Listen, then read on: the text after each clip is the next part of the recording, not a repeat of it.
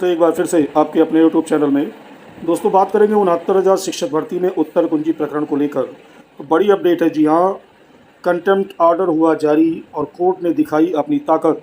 साथ में जानेंगे कि क्या है ऑर्डर का सारांश विस्तार से। तो बने रहिए वीडियो में अंत तक मेरे साथ बिना वीडियो को स्किप किए हुए। और यह दोस्तों पहली बार इस चैनल से जुड़ रहे हैं और आगे भी चाहते हैं कि महत्वपूर्ण और ऑथेंटिक जो सूचनाएँ हैं आपको इस चैनल के माध्यम से लगातार मिलती रहे, तो चैनल को सब्सक्राइब अवश्य कर लें ताकि मेरे वीडियो के नोटिफिकेशन आप तक बिना रुकावट पहुंचते रहें। तो दोस्तों ये है वो कंटेम्प्ट एप्लीकेशन यानी कंटेम्प्ट याचिका जिसका ऑर्डर आज जारी हुआ है 54/12/2024। और ये इलाहाबाद हाई कोर्ट में लगा हुआ था और इसके साथ और भी कई कंटेम्प्ट याचिकाएँ कनेक्ट थी और जिसकी सुनवाई आज 4/9/2024 को ये हुई है। और उसी क्रम में आपको बता दें कि यहाँ पर देख सकते हैं केस स्टेटस कोर्ट नंबर 1 में इसकी सुनवाई हुई है और सीरियल नंबर 2 था फ्रेश केस के रूप में। और देख सकते हैं पेटिशनर इसमें थे मनोज कुमार एंड अदर्स और इनके अधिवक्ता थे अनुराग त्रिपाठी, राहुल कुमार मिश्रा, ऋत्विक, अंशुमान सिंह। और रिस्पॉन्डेंट तो आप जानते ही हैं विभाग में श्री सुरेंद्र कुमार तिवारी जी हैं और अन्य हैं। और आर्डर इसका जारी हो गया है। और आर्डर देखने से पहले आपको बता दें कि काफ़ी समय के बाद कंटेम्प्ट का ऐसा आर्डर आया है जिसमें कोर्ट ने वास्तव में अपनी ताकत दिखाई है। और क्या आर्डर आया है तो आपको बता दें। तो दोस्तों आर्डर आपके सामने कोर्ट नंबर 1 का कंटेम्प्ट एप्लीकेशन सिविल 54/12/2024। एप्लीकेंट जैसा कि मैंने बताया मनोज कुमार एंड अदर्स और इनके साथ कई कंटेम्प्ट याचिकाएँ ये कनेक्ट थी, देख सकते हैं यहाँ पर। और आगे चलें तो दूसरी कंटेम्प्ट यहाँ पर कनेक्ट है 54/41/2024।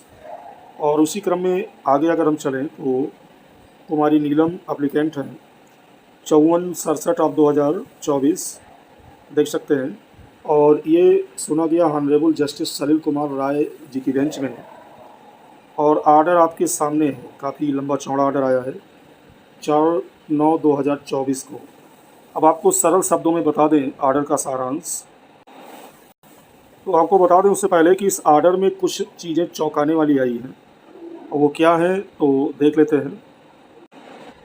और ये है उस आर्डर का सरल भाषा में सारांश। इसमें कहा गया है कि इस न्यायालय द्वारा पारित पिछले आदेश के अनुसरण में विपक्षी संख्या 2 ने अपना हलफनामा दायर कर रिट न्यायालय द्वारा पारित आदेश का पालन करने के लिए समय विस्तार की मांग की, जो कि हमेशा करते आए हैं।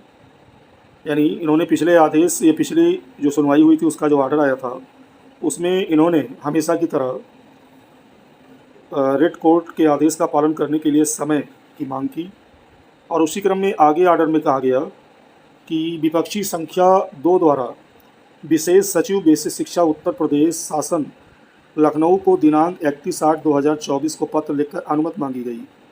अब यहीं पर दोस्तों देख लीजिए, इन्होंने कहा कि 31 अगस्त को हमने शासन से अनुमति मांगी है कि आर्डर का कंप्लायंस किया जाए या नहीं। अब बताइए 3 साल पहले का आदेश है, न्यायालय का आदेश है, उसके लिए यहाँ पर ये शासन से अनुमति मांग रहे हैं कि कंप्लायंस करें कि ना करें। और साथ में यहाँ पर चौंकाने वाली बात यह है, कहते क्या है कि अवमानना आवेदनों में आवेदकों को एक अतिरिक्त अंक प्रदान किया जाए, इसके लिए शासन से अनुमति मांगते हैं। जबकि मैंने कई वीडियो में आपको बताया है कि रोहिणी पटेरिया के कंटेम्प्ट में इन्होंने सभी 2249 को एक नंबर देने की यानी बढ़ाने की बात कही है। और यहाँ पर इन्होंने उसी न्यायालय में हलफनामा लगाया है कि सभी अवमानना आवेदनों में आवेदकों को एक अतिरिक्त अंक प्रदान किया जाए, इसके लिए इन्होंने शासन से अनुमति मांगी है। तो आप देख सकते हैं कि क्या रवैया सरकार का है। उसी क्रम में आगे है कि निर्देशों की विषय वस्तु, अब आगे कोर्ट सख्त हो जाता है। वो कहता है कि निर्देशों की विषय वस्तु न्यायालय को झकझोरने वाली है, क्योंकि रिट कोर्ट ने 25/8/2021 को ये आदेश पारित किया था और लगभग 3 साल, जैसा कि मैंने बताया, तो कोर्ट ने भी माना आज कि लगभग 3 साल से अधिक समय हो गया है, लेकिन उक्त आदेश का क्रियान्वयन अभी तक नहीं किया गया, यानी जिसका कंप्लायंस ही अभी तक नहीं किया गया। और अवमानना याचिका दायर किए जाने के बाद राज्य सरकार की मंजूरी मांगी गई है। यानी जब अभ्यर्थी ने कंटेम्प्ट दायर किया है उसके बाद शासन से मंजूरी मांगी गई है, यानी अधिकारियों ने बिना अवमानना के उसका कंप्लायंस करना उचित नहीं समझा। और फिर न्यायालय ने बताया आगे आर्डर में कि न्यायालय के आदेश को लागू करने के लिए राज्य सरकार की मंजूरी की कोई आवश्यकता नहीं है, इसे लागू किया ही जाना चाहिए क्योंकि ये न्यायालय का आदेश है। यानी कोर्ट ने अपना आज पूरी तरह से पावर दिखा दिया और साथ में टिप्पणी किया कि ये घटना न्यायालय के आदेशों के क्रियान्वयन में विपक्षी संख्या 2 के लापरवाह रवैये को दर्शाती है। भले ही विपक्षी पक्ष संख्या 2 की राज्य सरकार से अनुमोदन प्राप्त करने की नौकरशाही मजबूरियों को स्वीकार कर लिया जाए।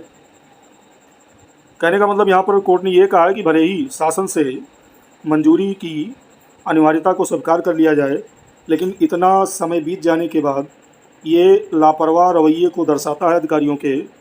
और उसी क्रम में अगली डेट 13 सितंबर को लगाई गई है, जिसमें पुनः नए रूप में प्रस्तुत इसको किया जाएगा। और जिस दिन विपक्षी संख्या 2 अर्थात परीक्षा नियामक प्राधिकारी एलनगंज प्रयागराज व्यक्तिगत रूप से उपस्थित होकर न्यायालय में ये बताएंगे कि क्यों अभी तक नंबर इन्होंने नहीं बढ़ाया और सूची क्यों नहीं जारी की। तो कहने का मतलब दोस्तों ये है कि भिन्न भिन्न कंटेम्प्टों के आर्डर को देखा जाए तो लगातार सारांश यही निकलता है कि विभाग लगातार गुमराह कर रहा है। और उसी क्रम में इस कंटेंट पर आज न्यायालय ने सख्त रुख अपनाया है और उसी का हवाला दिया है कि जो अधिकारी हैं उनके लापरवाह रवैये को ये दर्शाता है। और 13 सितंबर को जो सचिव परीक्षा नियामक प्राधिकारी वो तलब किए गए हैं। अब देखने वाली बात यह है कि क्या अगली सुनवाई पर ये सूची लेकर आते हैं, क्या चीज़ें होती हैं। लेकिन जहाँ तक उत्तर कुंजी मैटर की बात है तो मैंने हमेशा कहा कि इस समय संवेदनशील समय चल रहा है और ये भी कहा कि अभी नहीं तो कभी नहीं। इसलिए सभी को एकजुट होकर यदि नियुक्ति चाहिए तो संयुक्त रूप से प्रयास करने की आवश्यकता है, जहाँ से आपको उचित सफलता मिल सके, उचित रिजल्ट मिल सके। तो वीडियो में दोस्तों इतना ही। मिलते हैं एक नई अपडेट के साथ एक नए वीडियो में। बने रहिए चैनल के साथ। बहुत बहुत धन्यवाद।